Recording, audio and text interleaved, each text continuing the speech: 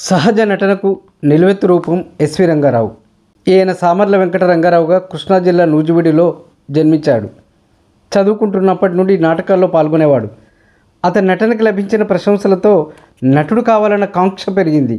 పైగా ఆయనకి బళ్ళారి రాఘవ, గోవిందరాజు, సుబ్బరాజు లాంటి అప్పటి ప్రఖ్యాత నటులను చూశాక సినిమాలో నటించడమే తన జీవిత ధ్యేయంగా మలుచుకున్నాడు. రంగారావు చూసిన తొలి తెలుగు సినిమా 1934లో వచ్చిన లవకుశ.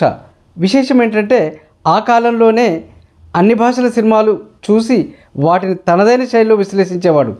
ఎస్వి రంగారావు 22 ఏళ్ల వయసులో 60 ఏళ్ల వృద్ధపాత్ర పోషించి అందరి చేత షహబాష్ అనిపించుకున్నాడు. చదువు పూర్తయ్యాక విజయనగరంలో కొద్ది రోజులు ఫైర్ ఆఫీసర్గా ఉద్యోగం చేశాడు. కానీ మనసంతా నటనపై లాగుతుంటే రోజంతా ఖాళీగా ఉండే ఆ ఉద్యోగంలో కొనసాగాలనిపించలేదు అతనికి. రాజీనామా చేసి సినిమాలో ప్రయత్నాలు ముమ్మరం చేశాడు. అలా ఆయన నటించిన తొలి చిత్రం 1946లో విడుదలైన వరుధిని. విశేషం ఏంటంటే తొలి చిత్రంతో 750 రూపాయల పారితోషికం అందుకున్నాడు. కానీ మూవీ పరాజయం పాలవడంతో సినిమా అవకాశాలు దక్కలేదు. దాంతో ఉదర పోషణార్థం తిరిగి టాటా కంపెనీలో బడ్జెట్ అసిస్టెంట్గా చేరాడు. కొద్ది రోజులకు తిరిగి సినిమా అవకాశాలు వెతుక్కుంటూ వస్తే వదలక చిన్న పాత్రలైనా పోషించాడు. అలా షావుకార్ సినిమాలో సున్నం రంగడు అనే పాత్రతో కాస్త పునాది పడింది. ఆ తర్వాత పాతాళ భైరవి సినిమాలో మాంత్రికుడి పాత్రలో విలన్గా నటించి సాహసం చేయరా డింబక అంటూ ప్రేక్షకుల్ని విశేషంగా ఆకట్టుకున్నాడు. ఇక వెనుదిరిగి చూడలేదు. సినిమా అవకాశాలు వెల్లువలా వచ్చి పడ్డాయి. నటుడిగా వైవిధ్య పాత్రలు పోషించడమే కాదు, సహజ నటుడిగా పేరొందాడు. విశ్వ నట చక్రవర్తిగా కొనియాడబడ్డాడు. 2 చిత్రాలు స్వయంగా దర్శకత్వం వహించి నంది బహుమతులు అందుకున్నాడు. నర్తనశాల చిత్రంలో ప్రతినాయకుడైన కీచకుడి నటనకు ఇండోనేషియా ఫిలిం ఫెస్టివల్లో ప్రపంచ స్థాయి నటులతో తలపడి ఉత్తమ నటుడి అవార్డు, అలాగే ఆ పాత్రకే రాష్ట్రపతి అవార్డు అందుకున్నారు ఆయన. భారత సినీ పరిశ్రమ 100 ఏళ్ల సందర్భంగా 2019లో విడుదలైన తపాలా బిళ్ళలో ఒకటిగా ఎస్వి రంగారావు పేరు మీద విడుదల కావడం ఆయనకి నటుడిగా దక్కిన మరొక అరుదైన గౌరవం.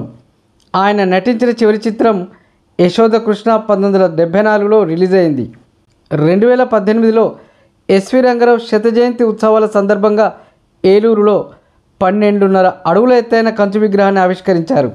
రంగారావు నటన, దర్శకత్వమే కాక కథా రచయితగా అనేక కథలు వివిధ పత్రికల్లో రాశారు. రంగారావు సినిమాలో పోషించిన వివిధ పాత్రలు ఇప్పటికీ ఎప్పటికీ అనితర సాధ్యమైన నటతో గుర్తుండిపోయేవే. సంతానం చిత్రంలో గుడివాడిగా, పాతాళ భైరవిలో, అలాగే బాలనాగమ్మలో మాంత్రికుడిగా, బంగారు పాపలో కోటయ్యగా, అనార్కల్లో అక్బర్గా, సంపూర్ణ రామాయణంలో రావణుడిగా, బొబ్బిలి యుద్ధంలో తాండ్రపాపారాయుడిగా, నర్తనశాలలో కీచకుడిగా, హరిశ్చంద్రలో హరిశ్చంద్రుడిగా, పాండవ వనవాసంలో దుర్యోధనుడిగా, శ్రీకృష్ణ లీలలు, యశోద కృష్ణ చిత్రాల్లో కంసుడిగా, భక్త ప్రహ్లాదలో హిరణ్యకశిపుడిగా, సతీ సావిత్రిలో యముడిగా, మాయాబజార్లో ఘటోత్కచుడిగా, దీపావళిలో నరకాసురుడిగా, ఇలా ఆయన చేసినవి విలక్షణ పాత్రలెన్నో. బహుశా ఏ భాషల్లోనూ ఇన్ని పౌరాణిక చారిత్రాత్మక పాత్రల పోషణ మరో నటుడు చేసి ఉండడు. నభూతో నభవిష్యత్. అది కేవలం ఒకే ఒక్క తెలుగు నటుడు మనం గర్వించదగిన విశ్వ నట చక్రవర్తి ఎస్వి రంగారావుకే దక్కింది. ఆ గాంభీర్యత, నటనా పటిమ, సహజాతి సహజమైన హావభావాల డైలాగ్ డెలివరీ ఒక్క రంగారావుకే సొంతం. అందుకే ఆయన మహానటుడు, తెలుగువారి సహజ నటుడు. ఇవ్వండి ఎస్వి రంగారావు గారి గురించినటువంటి కొన్ని విశేషాలు. ఈ టాపిక్ కనుక మీకు నచ్చినట్టయితే మరిన్ని మంచి వీడియోల కోసం ఈ తెలుగు సినిమా రీల్ ఛానల్ని ఎంకరేజ్ చేయగలరు. అందుకు ఛానల్ని లైక్ చేయగలరు, షేర్ చేయగలరు. అలాగే ఇంకా సబ్స్క్రైబ్ చేసుకోకున్నట్టయితే సబ్స్క్రైబ్ చేసుకోగలరు. Don't miss bell. మీ యూట్యూబర్ ఎనుగటి వేణుగోపాల్.